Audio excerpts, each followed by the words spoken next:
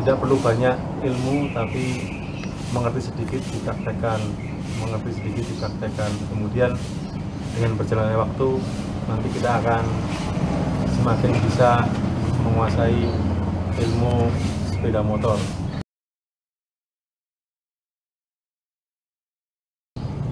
Halo guys, selamat pagi. Kita lanjutin ini ya, kursus sederhana kita. Kemarin di pembukaan Bang Putu sudah sampaikan bahwa ada bagian-bagian penting dari sepeda motor, antara lain yaitu rangkanya, kemudian bodinya, terus juga kelistrikannya, dan mesin di dalam sini ya.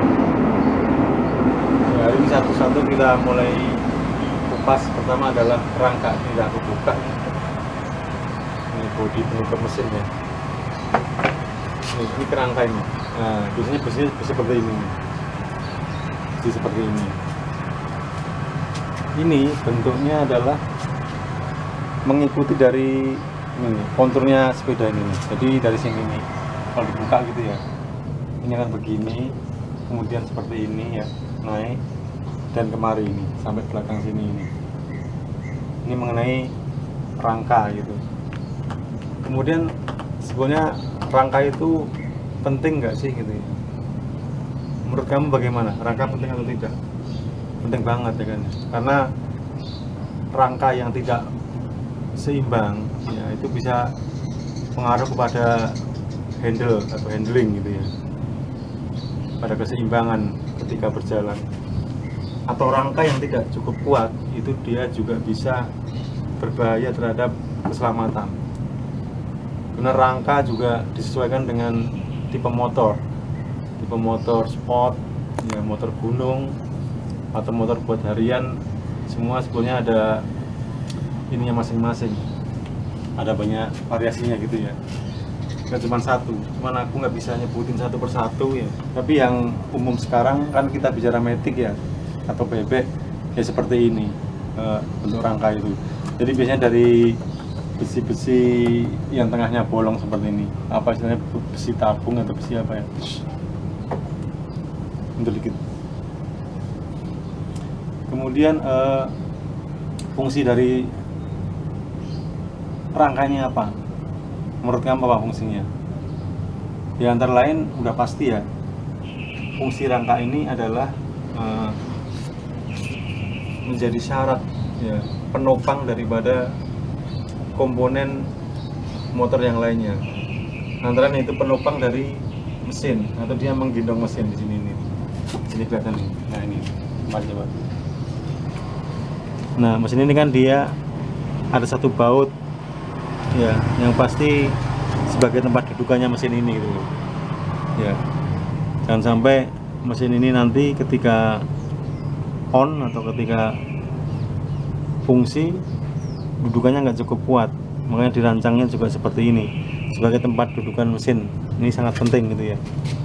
Ini pertama ini. Kedua di sini juga ini, lihat di depan ada yang namanya sistem suspensi ya.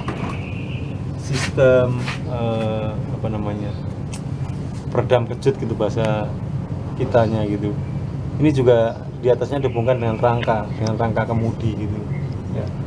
Suspensi depan maupun suspensi atau per belakang ini juga menghubungkan rangka gitu ya. Kemudian selain itu sudah pasti tentunya kelistrikan ya, tempat untuk kelistrikan ya. Tapi biasanya kelistrikan ini kan menjadi satu unit dengan apa namanya, dengan mesin ya. Memang nanti pada akhirnya kabel-kabel listrik ini akan merambat melalui bodi-bodi ini seperti ini gitu ya, sampai ada, bisa jadi sebagai tempat dudukan lampu-lampu ini gitu ya. Kemudian juga nah ini nih dudukan daripada bodi ini. Bodi ini tidak akan membentuk sempurna atau melekat sempurna tanpa suatu rangka yang benar ya.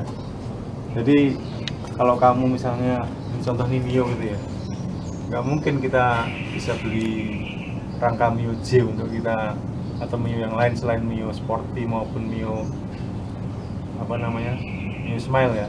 Kalau Sporty dan Smile kan kira-kira sama ya, hanya beda di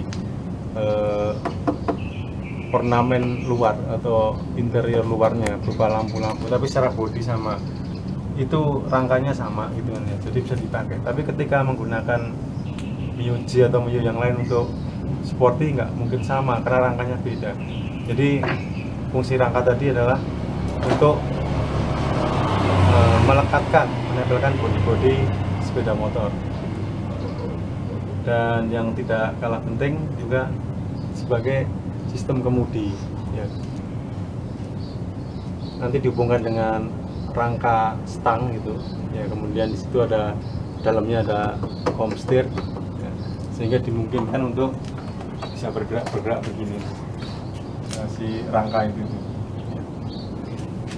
Ada juga dia sebagai dudukan ini nih, dudukan dari tempat bensin ya. Di sini ada satu tangki gitu, istilah tangki bensin gitu, kemudian beberapa di baut ya, kemudian dia ada selang yang mengarah ke karbu. Nah inilah dia didudukkan pada rangka juga gitu. Itu mengenai rangka ya. Kira-kira apa lagi? Sama ya, dudukan dari spion, kemudian ya lumrahnya semua aksesoris yang ada pada motor ini nempelnya pada rangka.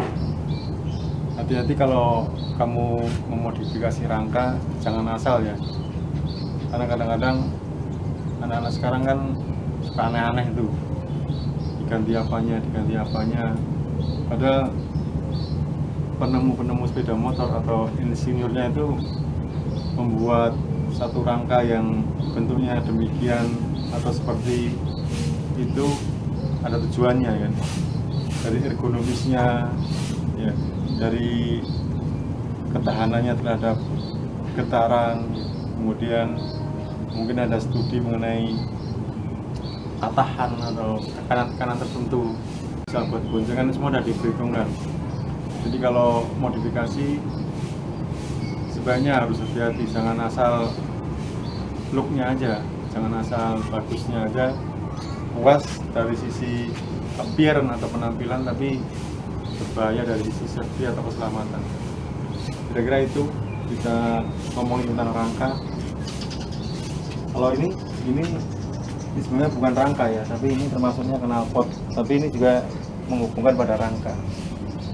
Termasuk ini roda ban ya, ini juga bukan rangka tapi dia dari bagian dari motor ya, tapi dia bersandar pada rangka. Nah seperti itulah kira-kira yang dimaksud dengan rangka ya. Biasanya warnanya seperti ini, ada yang warna silver ya, hitam gitu, dan dalamnya bolong untuk mengurangi berat daripada sepeda motor itu. Oke ya, minggu depan kita sambung lagi, kita bahas listrik atau mesin atau yang lainnya, atau tentang body. Oke, tetap semangat, jangan pernah menyerah. Kita belajar dari nol, dari pemula nggak masalah ya, sedikit demi sedikit insya Allah lama-lama kita bisa mendapatkan gambaran yang utuh tentang sepeda motor. Tidak perlu banyak ilmu, tapi mengerti sedikit dipraktekkan, kemudian dengan berjalannya waktu nanti kita akan semakin bisa menguasai ilmu sepeda motor. Minimal adalah minimal adalah ilmu-ilmu yang kita pakai sehari-hari, sehingga dengannya kita mengerti, menyatu dengan sepeda motor kita ya. Kalau kita menyatu dengan sepeda motor kita, itu seakan-akan ya seperti bagian dari jiwa kita gitu loh. Misalnya kita naik gitu, loh kok berasa begini itu feeling kita jadi ada gitu. Lain kalau kita cuma pakai doang, tidak mengetahui pengetahuan atau tidak tahu knowledge-nya ya, itu beda.